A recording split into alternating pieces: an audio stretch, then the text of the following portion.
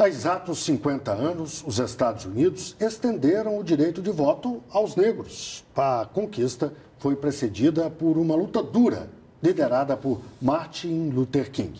Meio século depois, os afro-americanos ainda reclamam direitos e respeito no país mais rico do mundo. Em 6 de agosto de 1965, o presidente Lyndon Baines Johnson assinou a lei que concedeu aos negros o direito de votar nos Estados Unidos. A assinatura da lei marcou a vitória dos negros na luta pelo reconhecimento de direitos civis. Naquele ano, a repressão violenta de um protesto de afro-americanos na cidade de Selma, no Alabama, envergonhou o país. A história inspirou o filme Selma. A luta pela igualdade de direitos para as minorias foi liderado por Martin Luther King Jr., que levou os protestos pacíficos até Washington. Naquela época, diversos estados norte-americanos impediam afro-americanos de votar, sob a alegação de que não tinham formação acadêmica ou recursos financeiros suficientes. 50 anos depois da luta pelos direitos civis, afro-americanos ainda brigam pelo fim de desigualdades nos Estados Unidos. No início deste mês, uma das mais antigas e renomadas instituições de defesa dos direitos raciais convocou uma marcha de 40 dias contra as injustiças que ainda existem no país. A marcha começou na simbólica cidade de Selma no sábado e deve chegar em setembro a Washington, onde os organizadores esperam reunir milhares de pessoas.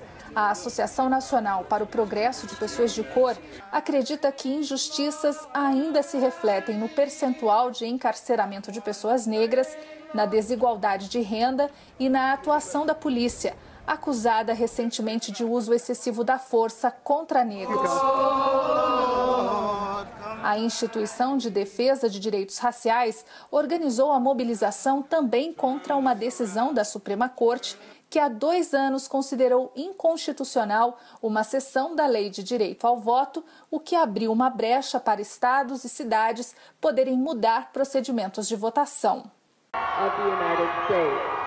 Apesar desses problemas, os Estados Unidos elegeram em 2008 o primeiro presidente negro de sua história.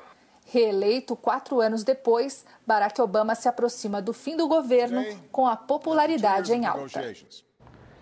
Vamos ouvir o comentário de Emir Sader, que está no Rio de Janeiro. Emir, boa noite.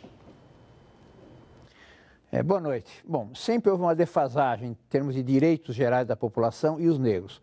Os próprios fundadores da democracia, da República norte-americana, Jefferson, Lincoln, eram escravocratas. E imagina, até 50 anos atrás estava na Constituição escrito que todos são iguais diante da lei, mas os negros não tinham o direito de voto. Com essas alegações aí, falta de formação, falta de poder econômico para poder pagar impostos, com aquela alegação estranha que quem não tem autonomia econômica acaba vendendo o seu voto. Então, até 50 anos atrás, os negros não tinham direito de voto.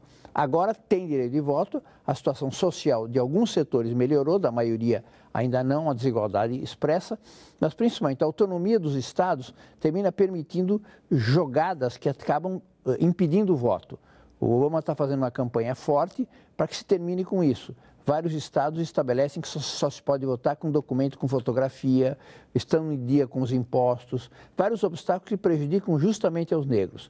Então, eles acabam não votando e aquela história. Nos Estados Unidos, o voto não é obrigatório, então os que têm mais dificuldade de votar são os que mais têm necessidade da democracia, necessidade de mudar os governos, necessidade de impor suas reivindicações. A marcha de Selma, aquela belíssima marcha que a gente viu no filme sobre Martin Luther King, que acabou levando o Johnson a assinar esse documento há exatamente 50 anos atrás. É um caminho, mas o Obama termina o seu mandato visibilizando muito mais as injustiças, mas podendo avançar pouco na consagração da igualdade efetiva, pelo menos a igualdade jurídica, política e institucional dos negros. Ele está batalhando no Congresso ainda para acabar com os obstáculos que exatamente o federalismo norte-americano possibilita que os estados tenham formas específicas de bloquear o direito de voto, especialmente dos mais pobres e especialmente dos negros. Obrigada, Emir Sader. Boa noite.